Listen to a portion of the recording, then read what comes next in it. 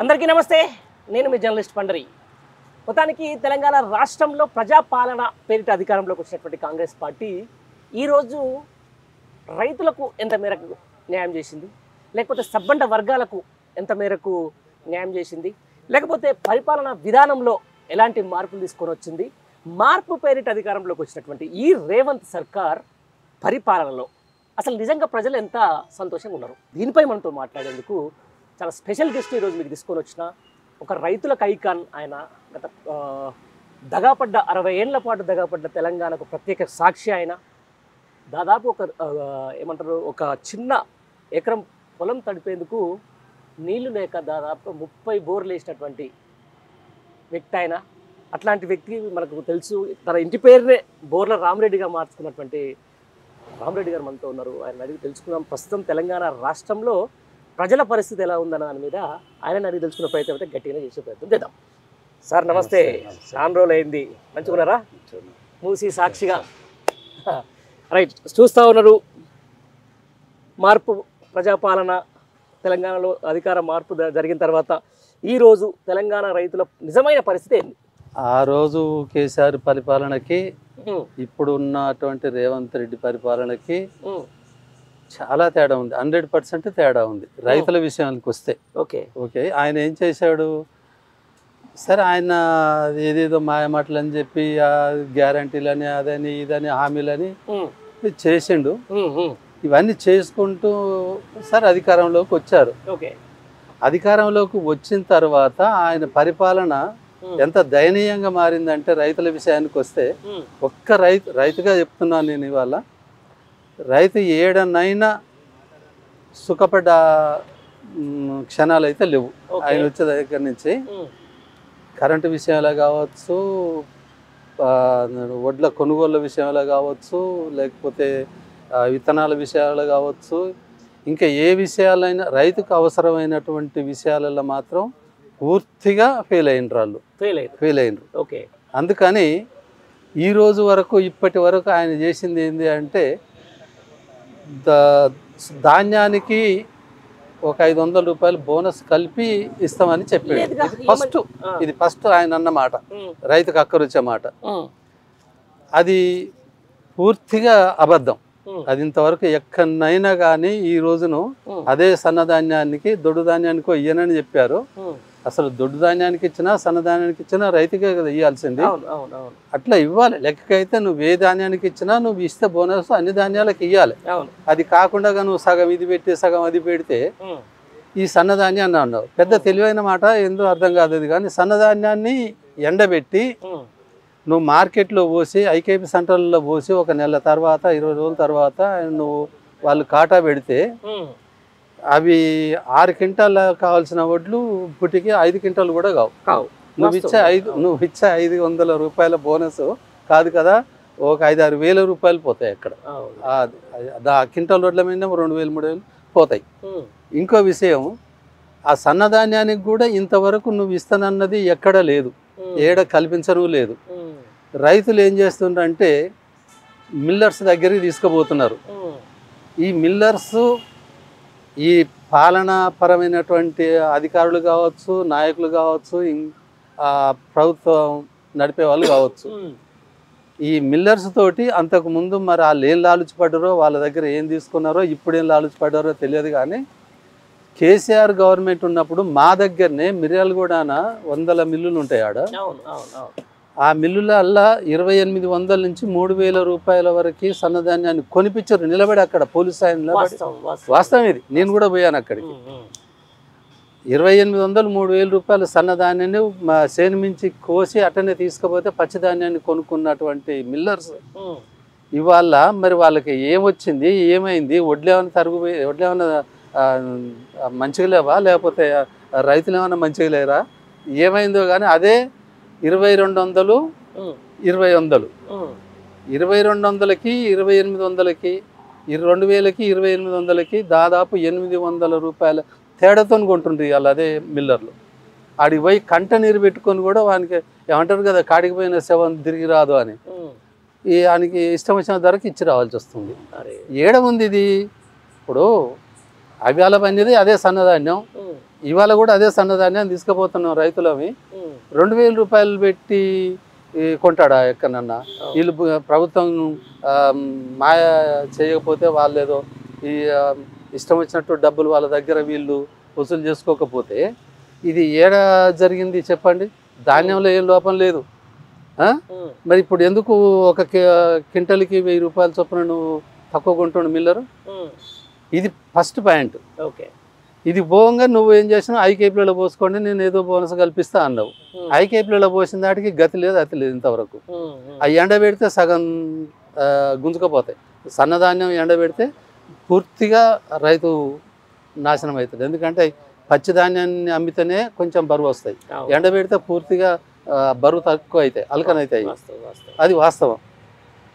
ఇదోటి. Okay, ఇక పోతే నువ్వు రైతులకి రైతు బంధు 5000 10,000 రూపాయలు సర్కారు ఇస్తే పోయిన సర్కారు నువ్వు 15,000 ఇస్తా అన్నావు.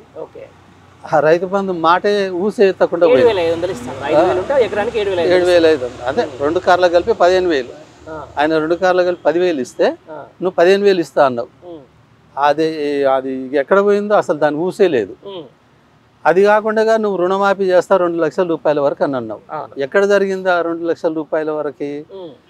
కేసీఆర్ గారు ఎలక్షన్కి ముందు ఎవరికైతే 1,00,000 రూపాయలు చేశారో మళ్ళీ వాళ్ళకే జరిగింది. అది ఏ రైతుకైనా నువ్వు 10 ఎకరాలున్నా 20 ఎకరాలున్నా 30 ఎకరాలున్నా ఒక స్లాబ్ సిస్టమ్ పెట్టు. 10 ఎకరాలకు వేస్తావు, 20 ఎకరాలకు వేస్తావు, 30 ఎకరాలు ఇస్తావు అనేది ఇచ్చి అదే రైతు బంధును రైతు భరోసా అని పేరు పెట్టావు, అదే ఇచ్చేయి. అది లేదు, పూర్తిగానే అది మాయమైపోయింది. నువ్వు 6 గ్యారంటీలు ఆవిరైపోయినాయి, అవి ఏ గ్యారంటీలు లేవు. అందుకని ఇవాళ నువ్వు ఆ రోజుల్లో నువ్వు ప్రచారానికి వెళితే నీదేదో పెద్ద ఉద్ధరిస్తామని చెప్పి నిన్ను ఆ టీవీలలో ముందర కూర్చొని నీ సభలకు వచ్చి ఏదో ఇంట్రెస్ట్గా విన్నారు జనాలు. అదే జనాలు ఊర్లల్లో ఇవాళ టీవీలల్లో నీ ప్రసంగాన్ని వినటానికి అసహించుకుంటున్నారు, చీకొడుతున్నారు. నువ్వే దాన్ని పతనమయ్యే మాటలు మాట్లాడుతున్నావు.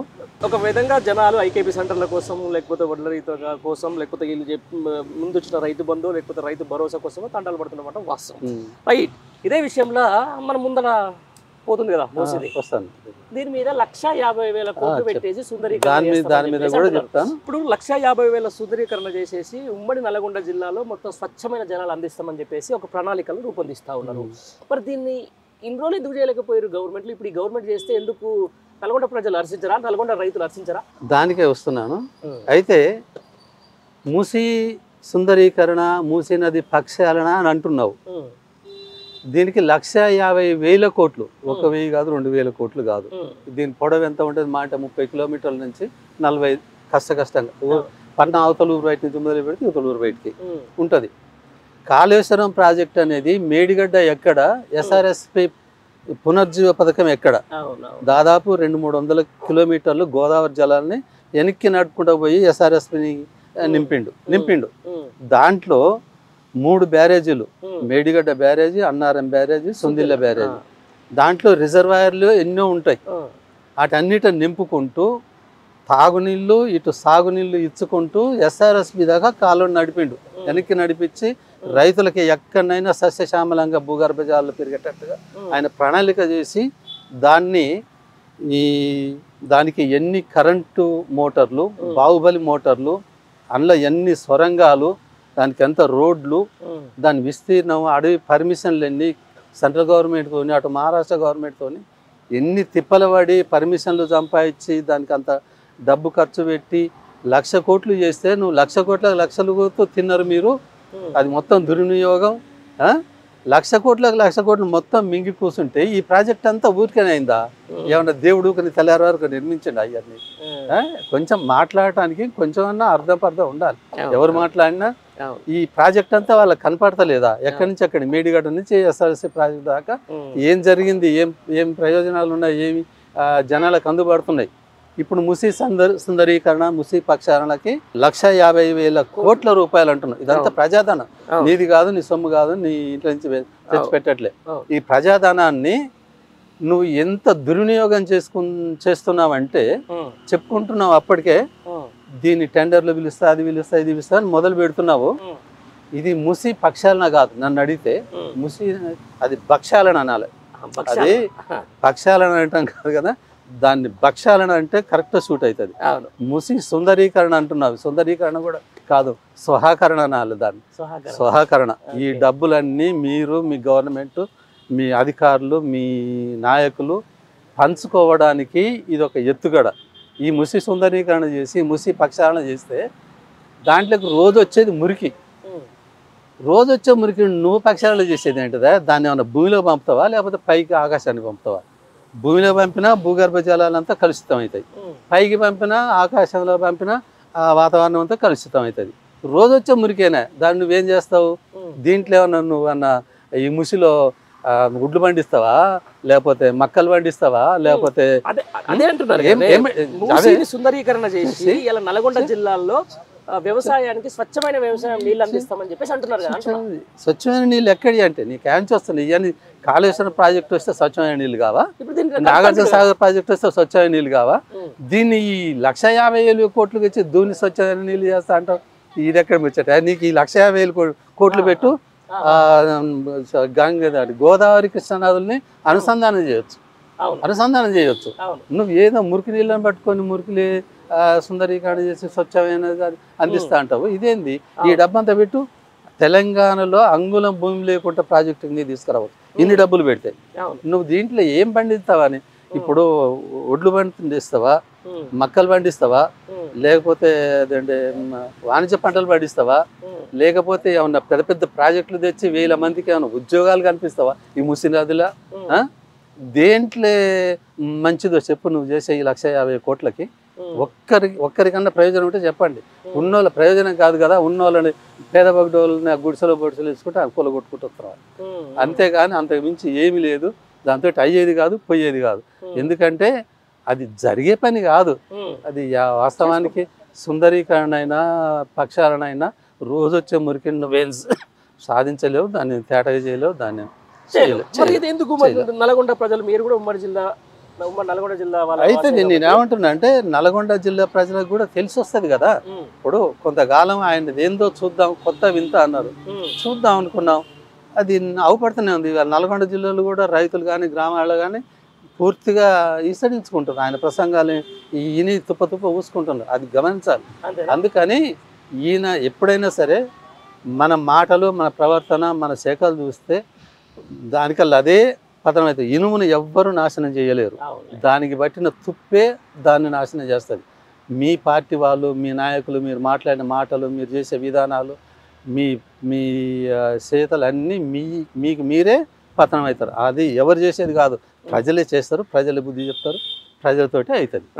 ఇప్పుడు మహబూబ్ నగర్ సంబంధించిన ఫార్మాసిటీ ఆడలొల్లే ఏది మా భూములు కొనుక్కుంటున్న రైతులు, ఇక్కడ రావణపేట ఏది ఆడ కంపెనీ పెడుతున్నాం అదొక లొల్లి. ఇప్పుడు రైతులేమో మాకు రైతు బంధు లేకపోతే రైతు భరోసా అని చెప్పేసి ఇదొక లొల్లి.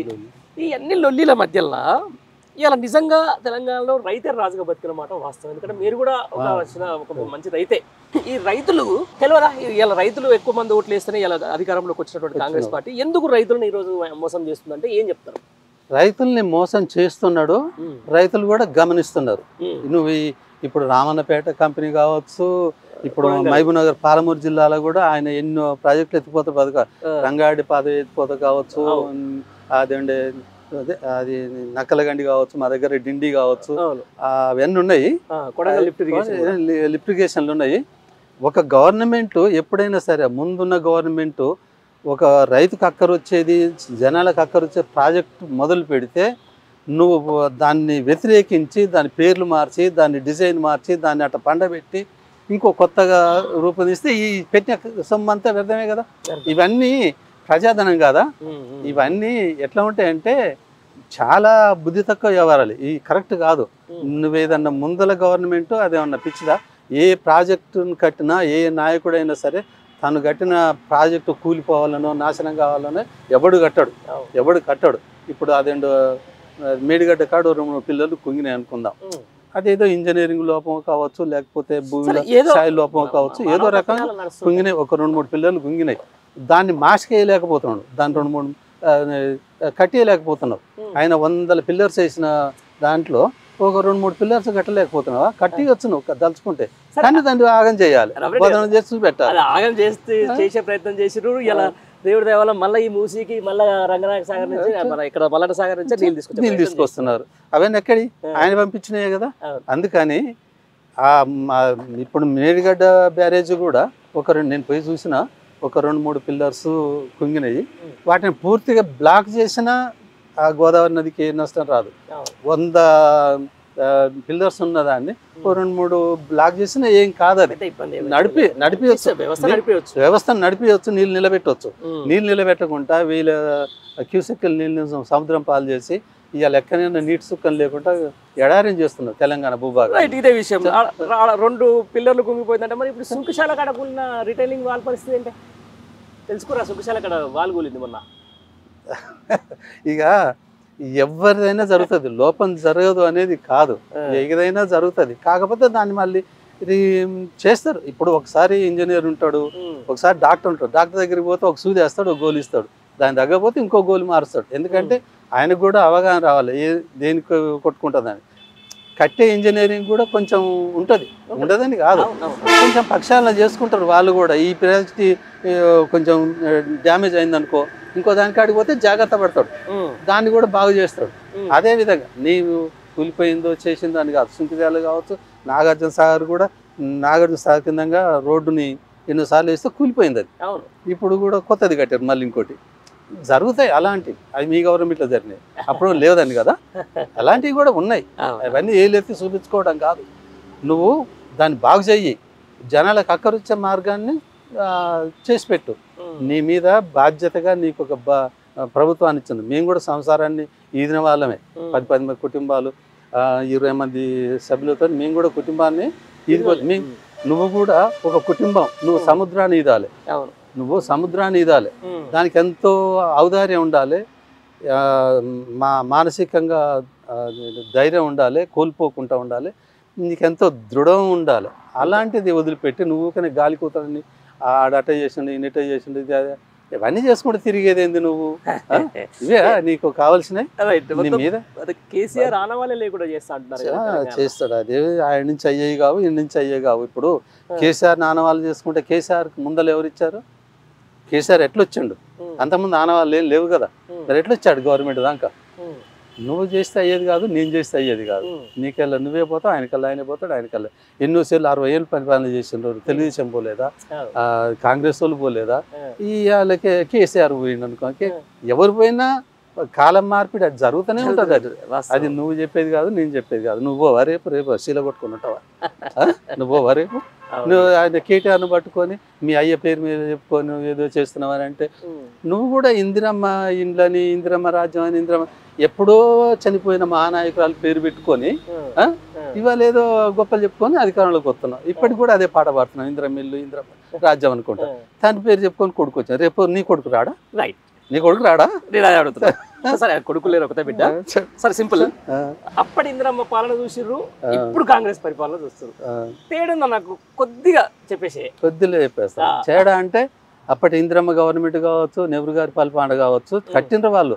ఆయన నాగార్జున సాగర్ ప్రాజెక్టు కట్టినరు, ధవళేశ్వరం ప్రాజెక్టు కట్టిన, ఏది పశ్చిమ బెంగాల్లో బాక్రానంగల్ ప్రాజెక్టు కట్టించిండ్రు, ఈడ శ్రీశైలం ప్రాజెక్టు కట్టించారు. ఇలాంటి ఎన్నో కట్టించారు. వాళ్ళు ముందు చూపు వాళ్ళది.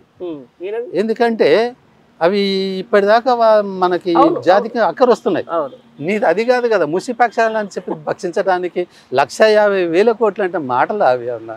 ఏమిటికి పెడుతున్నావు, దేనికోసం పెడుతున్నావు? ఇక్కడ ఏమిటికి అక్కర వస్తాయి? జనాలకి అక్కర వచ్చే ఏమన్నా తినేటానికి ఏమన్నా పండుతాయి అందులో? నిన్న పొరలు ఉన్నారు, చదువుకున్న ఉన్నారు, ఏమన్నా 1000 ఉద్యోగాలు వస్తాయి, ఏమన్నా కంపెనీలు పడతాయి అందులో? ఏడి చేస్తున్నావు ఇవన్నీ? ఇవన్నీ నువ్వు చేసే పనులు మొత్తం ప్రజా వ్యతిరేకమైన పనులు. అవన్నీ రాంగ్ రూట్లో పోతున్నావు. నీకు బుద్ధి చెప్పే రోజులు దగ్గరలోనే వస్తాయి. రైట్. దాంతో పాటు ఇంకొకటి అడిగి నేను వదిలేస్తాను, వేరే పని మీద వచ్చినట్టు. ఇప్పుడు తెలంగాణ రాష్ట్రం అర్బన్ ఏరియాలలో సరే హైడ్రానో గీడ్రానో కొంచెం ప్రభుత్వం మీద వ్యతిరేకత వస్తుంది. నిజంగా రైతులకు వ్యతిరేకత స్టార్ట్ అయిందంట చూస్తున్నారని? స్టార్ట్ అయిందా? స్టార్ట్ స్టార్ట్ ఏ అయింది. విషయంలో స్టార్ట్ అయింది? రైతు బంధు విషయంలో పూర్తిగా స్టార్ట్ అయింది. అవునా? ఇప్పుడు రైతు ధాన్యం కొనుగోలు కాడ రైతు బంధు విషయంలో అంటే రైతు బంధు రాదు. ఎట్లా మరి? తిట్టుకుంటలేరా? 4 రోజులు తిట్టి వదిలేస్తారు. ఎందుకు వదిలేస్తారు? ఆయన ఎల్లకాలం ఉన్న 10 ఏళ్ళ పాటు ఇచ్చిండు ఆయన. నువ్వు వచ్చినాకనే బంధు పెట్టినావు. నువ్వు ఎన్నాళ్ళు ఉంటావు? మా ఇంటి ఇంకో 4 ఏళ్ళు ఉంటావు. 4 ఏళ్ళు కూడా ఇదే బంద్ అయితే తిట్టుకోకుండా ఊరుకుంటారా రైతులు? రైతులు ఏమో తిరగబడరు అనుకుంటున్నావా? రైతు ఎప్పుడైనా మార్పు కోరుకుంటారు. నువ్వు ఇలా చేస్తే మార్పు కోరుతారు, జనాలు కోరుతారు. వచ్చింది వస్తూనే ఉంటుంది. ఇంకా నువ్వు ఇలా చేసుకుంటా పోతే అదే పెరుగుతుంది. వ్యతిరేకత అనేది నీకు మన ఒంట్లో ఉన్నది క్యాన్సర్ లాగా మెల్లమెల్లగా వస్తుంది. అది రాదని కాదు, నీకు కూడా వచ్చే రోజులు ఉన్నాయి. దగ్గరలోనే నీకు బుద్ధి చెప్తారు. రైట్. ఒక రైతుగా, ఒక నీటి కోసం ఒక 70-80 బోర్లు వేసినటువంటి వ్యక్తిగా, ఒక నికార్సైన పంట పండించే ఒక ఫార్మర్గా రేవంత్ రెడ్డికి ఏమైనా చెప్పాలంటే ఏం చెప్తావు? చెప్పే రేవంత్ రెడ్డిని నేను డిమాండ్ చేస్తున్నా, నువ్వు మూసీ నదికి పెట్టాల్సిన డబ్బులు పెట్టవాకు. నన్ను అడిగితే ఆ 150 కోట్లు ఏమైతే ఉన్నాయో తెలంగాణ భూభాగం మీద ఎక్కడ ఏం జరగాలో, ఏ ప్రాజెక్టులు వేయాలనో, ఏ కంపెనీలు పెట్టాలనో, ఇటు యువతకి ఇటు రైతులకి అన్నం పెట్టే విధంగా ప్లాన్లు చూడండి. నువ్వు ఎక్కువ ఐఏఎస్ అధికారులు, ఐపీఎస్ అధికారులు, ఐఏఎస్ వాళ్ళు ఉంటారు, చాలా మేధావులు ఉంటారు. నువ్వే సొంత నిర్ణయాలు తీసుకోకుండా ఈ గోదావరిని కృష్ణా నదిని అనుసంధానం చేయొచ్చు. నువ్వు అన్ని డబ్బులు పెడితే నువ్వు తెలంగాణని బాగు పెట్టాలి అనుకుంటే ఆ ప్రాజెక్ట్ ఏరియా కింద తీసుకురా. ప్రాజెక్ట్ ఏరియా కింద తీసుకురా. యువత బతది, కంపెనీలు వస్తాయి, నౌకర్లు వస్తాయి, ఇతర రాష్ట్రాల నుంచి కూడా వచ్చి బతికే స్తోమత కలుగుతుంది. అదే కానీ ఇవాళ కేసీఆర్ పోగానే పూర్తిగా కుదేలైంది రియల్ ఎస్టేట్. ఒకప్పుడు ఏ పట్టణాన్ని చూసినా, ఏ మున్సిపాలిటీ ఏరియా చూసినా, ఏ హైదరాబాద్ చూసినా, పెద్ద పెద్ద నగరాల్లో ఒక ప్లాట్ అమ్మితేనే, ఒక ప్లాట్ కొంటుంటే నీకు ఎంతో ఆదాయం వచ్చింది గవర్నమెంట్. ఎందుకంటే రిజిస్ట్రేషన్ రూపకంగా అది పూర్తిగా పడిపోయింది. నీకు యాంచ్ వస్తాయి చెప్పు? ఇవాళ ఈ రియల్ ఎస్టేట్ పడిపోయింది, సేల్స్ ట్యాక్సులు పడిపోయినాయి, అన్నీ పడిపోయినాయి. నువ్వన్నీ ఈ పథకాలకు అన్నిటికీ నువ్వు పెట్టినటువంటి గ్యారంటీలకు డబ్బు లేకనే కదా ఇవన్నీ నువ్వు ఇప్పుడు వెనక్కి పోయేది. ఇవి కాదు నువ్వు చేయాల్సింది. తెలివైన పని చేయాలనుకుంటే ఈటను ప్రక్షాళన చేసుకో. నీటిని దుర్వినియోగం చేయకుండా, డబ్బును కూడా దుర్వినియోగం చేయవాకు. నీటిని ఎప్పుడైతే నువ్వు భూమికి మళ్ళిస్తావో పంటలు పండుతాయి, ప్రాజెక్టులు పెరుగుతాయి, యువతకు ఉద్యోగాలు వస్తాయి, బయటి వాళ్ళు కూడా కంపెనీలు వచ్చి పెడతారు, అందరూ బతారు. రైట్. ఇంకొకటి ఇలా లాస్ట్ ఒకటి మర్చిపోయినాం. ఇప్పుడు కర్ణాటక 6 గ్యారెంటీలను చూసేది తెలంగాణలో ప్రజలు నమ్మారు. ఇప్పుడు తెలంగాణ 6 గ్యారెంటీలు అసలు అయిందో లేదో తీసుకోపోయి ఇప్పుడు అక్కడ స్టార్ట్ చేశారు ఏడు మహారాష్ట్రలో. ఆ రైతులకు ఏం చెప్తారు? మీరు కూడా ఇలాంటి వాళ్ళని నిన్నవనబోయి ఆయన మహారాష్ట్ర ప్రచారం చేసి వచ్చిండు. నేను బోనస్ కల్పించిన, నేను రైతు బంధు ఇస్తున్నా, రైతు భరోసా ఇస్తున్నా, పోతే రుణమాఫీ చేసిన, ఇవన్నీ పోయి అబద్ధాలు చెప్పాడు అక్కడ. నేను మహారాష్ట్ర ప్రజలకు కూడా విజ్ఞప్తి చేస్తున్నా, మీరు కూడా తెలంగాణకు వచ్చి తెలంగాణలో జరిగిన అభివృద్ధి ఏంది, ఆయన చేసిన పనులు ఏంది, గత ప్రభుత్వం చేసింది ఏంది, ఇప్పుడు ఈయన చేసింది ఏంది గమనించి ఓట్లు వేయండి. ఇవన్నీ మాయమాటలు నమ్మొద్దు. ఈ మాయమాటలు నమ్మి తెలంగాణ ప్రజలు ఒకసారి మోసపోయారు. మీరు కూడా అలా మోసపోకండి. మీరు కూడా జాగ్రత్తగా ఆలోచించి ఓట్లు వేసుకోమని చెప్పారు. రైట్. థ్యాంక్ యూ రామరెడ్డి గారు, టైం తీసుకొని మా కోసం మూసేదానికి వచ్చారు. రైట్. ఇది మొత్తానికి బోర్ల రామరెడ్డి గారి మనోగతం. 10 ఏళ్ల పాటు హాయిగా బతికినాం, 11 నెలల పాటు పూర్తి స్థాయిలో చతికిల పడిపోయినామని చెప్పేసి అంటున్నటువంటి మాట. ఏదేమైనా రానున్న రోజుల్లో ఈ గ్యారంటీలను నమ్మి, లేకపోతే ఈ కాంగ్రెస్ పార్టీని నమ్మి ప్రజలైతే ముందుకు పోతే కుక్కతోక పట్టుకొని మూసినది నీది అన్నట్టుగా చెప్తున్నటువంటి పరిస్థితి. Thank you very much.